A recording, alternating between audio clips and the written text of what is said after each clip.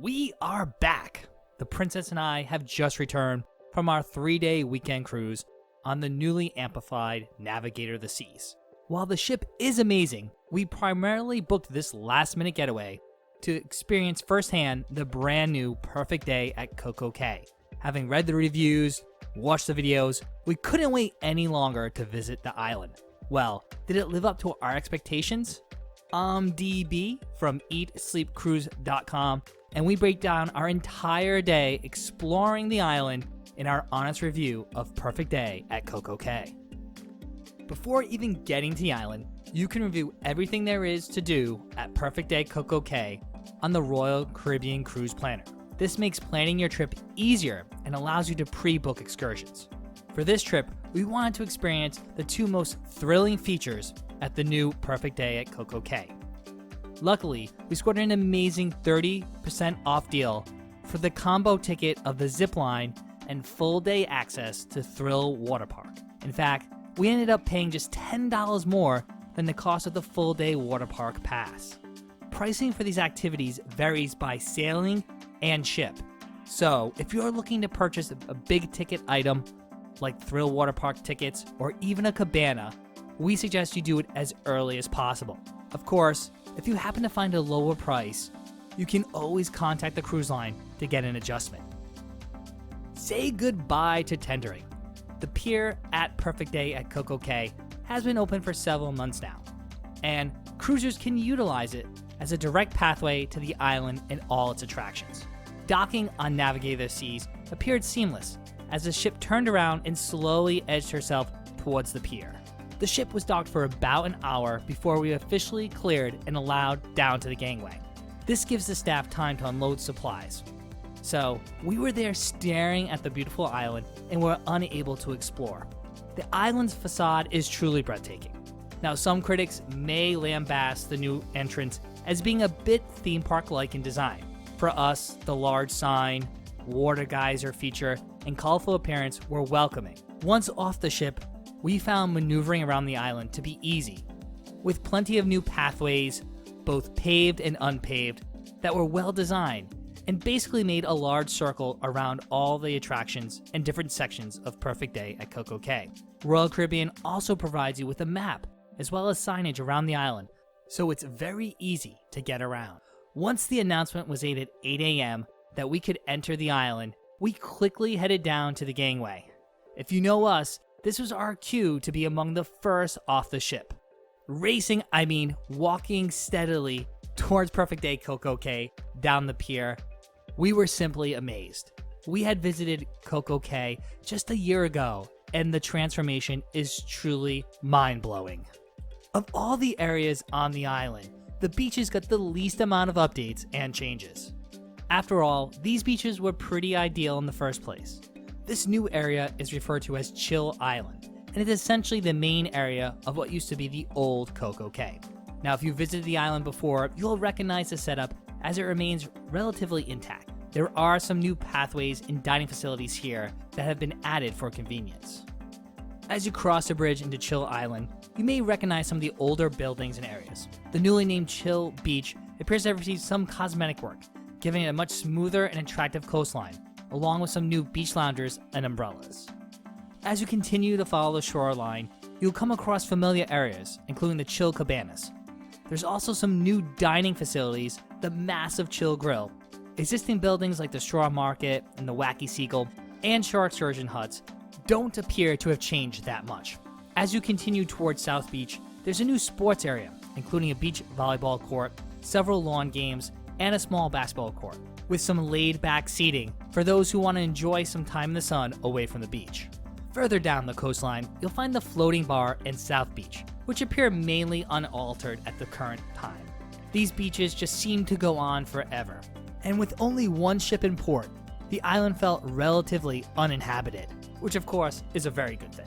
The beaches were also very clean and provided ample shade with the addition of new umbrellas, as well as plenty of palm trees and even a hammock area for those who wanted to just lie back and enjoy the sea breezes. Now, at the end of this year, part of this area will be home to the new Coco Beach Club, featuring overwater cabanas and an exclusive restaurant. We didn't see any construction signs of these new structures yet, but knowing Royal Caribbean, they'll go up pretty soon. New to the island is the centrally located Harbor Beach. In fact, this is where the tenders used to dock. Now this protected beach area is perfect for kids and provides plenty of lounge chairs and umbrellas as well. It's also ideally located between several areas of the island, including Chill Island, the Oasis Lagoon Pool, and the Thrill Waterpark. To ensure individuals stay on the island as long as possible, Perfect Day at Cococay has seen some serious improvement in the food and beverage program on the island. For us, this was a very welcome and tasty update, as we always found the old barbecue lunch to be a bit stale.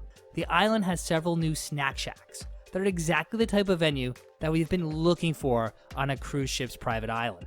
A fantastic alternative to the buffet, these strategically placed venues do serve a limited menu of hot and fresh light bites. So among our samplings were the Shack Burger, the crispy chicken sandwich, fries, mozzarella sticks, and funnel cake. We might have gone a little overboard. Everything we tasted was hot and quite good. But of course, if you're looking for more diverse options, there are now 2 huge dining areas to satisfy your appetite. The Chill Grill and Skipper's Grill are both buffet-style venues that offer a diverse selection of items. Now, both venues have pretty standard offerings like hamburgers, hot dogs, and grilled chicken, but they've truly expanded the menu to now have a huge salad bar, a custom taco stand, and a sandwich section that had paninis like steak sandwiches and Cuban sandwiches. They've also extended the hours that dining facilities are open. During our trip, the buffet was open from 11 a.m. to 3:30 p.m. This is a marked improvement, as previously lunch was only served for approximately 2-hour windows. The snack shacks are actually open even an extra hour if you're still hungry later in the day. The island bars are a mix of classic favorites and a few new additions. Among the biggest additions is the bar at the Oasis Lagoon. In fact, the whole Oasis Lagoon area is an expansive addition to the island, featuring the Caribbean's largest freshwater pool, plenty of loungers, music with a DJ, a swim-up bar, and a very lively crowd. Let's just say it was the party central of the island. The massive bar here is a central location. For those who want to relax on land, one side of the Oasis Lagoon bar does have tables with umbrellas. The other big addition to the bar lineup on Perfect Day at Cococay is Captain Jack's. You cannot miss this nautically themed bar as soon as you cross over into the island from the pier. Offering a few different cocktails than the other bars on the island, the drinks here also are included in the deluxe beverage package. Unfortunately, the wings and fries are extra money, even if you have the unlimited dining package. We enjoyed our beach bum and watermelon Rita drinks while chilling on the bar swings. This location also has some tabletop games and unique seating, which makes it a great location to escape the sun for a while. Over on Chill Island, there are still plenty of other bar options. These include some classics like Coconut Willie's, the Wacky Seagull, and of course, its little brother, the Wacky Seagull Jr. There's also the Floating Bar, which is just a short walk in water from the coastline.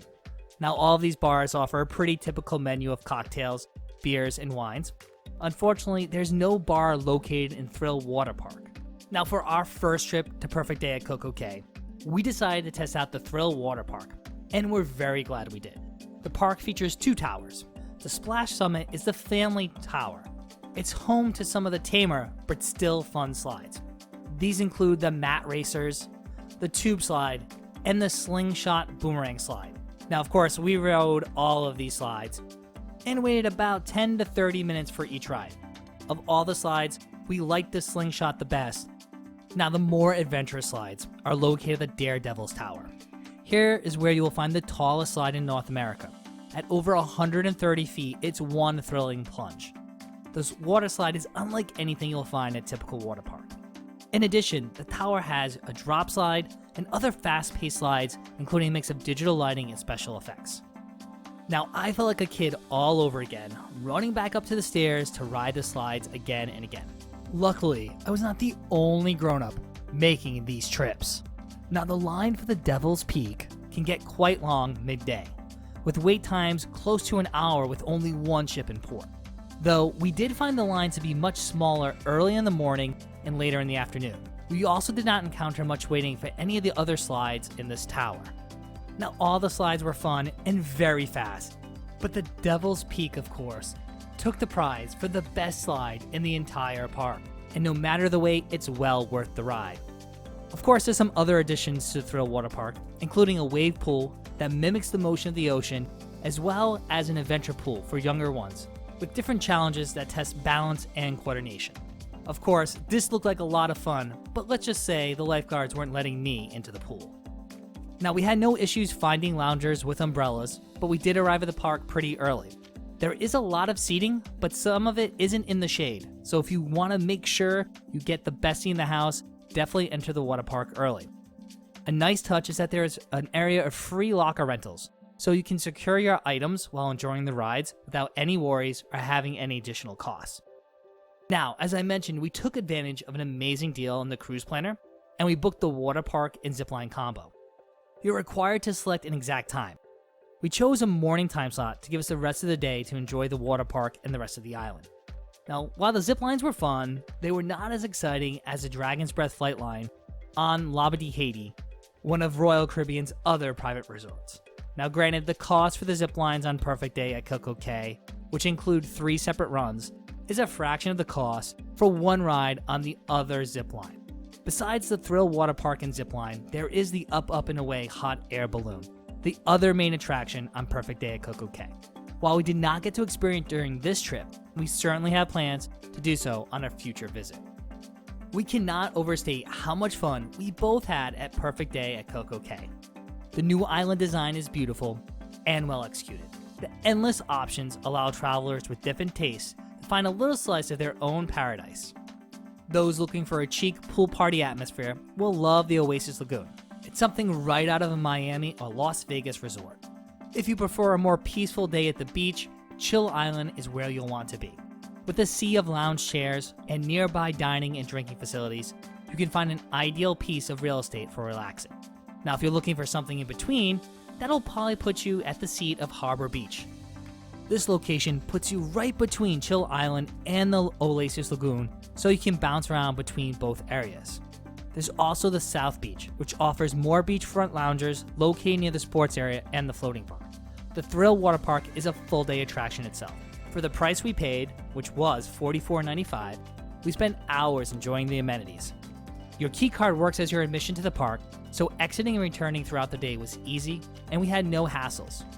Both the princess and I had such a fabulous time during our first visit to Perfect Day at Cococay that we've already booked a second cruise returning to the island later this summer. And there you have it. That's our honest review of Perfect Day at Cococay. But of course, we'd love to hear from you. Have you visited the island? Let us know your review and your thoughts of Perfect Day at Cococay in the comment section below. I'm DB from EatSleepCruise.com, and if you enjoyed this video, we'd really appreciate it if you gave it a big thumbs up. If you haven't already, what are you waiting for? Make sure to subscribe and hit the notification icon. That way you get updated when we put out brand new cruise videos. You can also follow us all over social media at Eat Sleep Cruise, and thanks again for watching.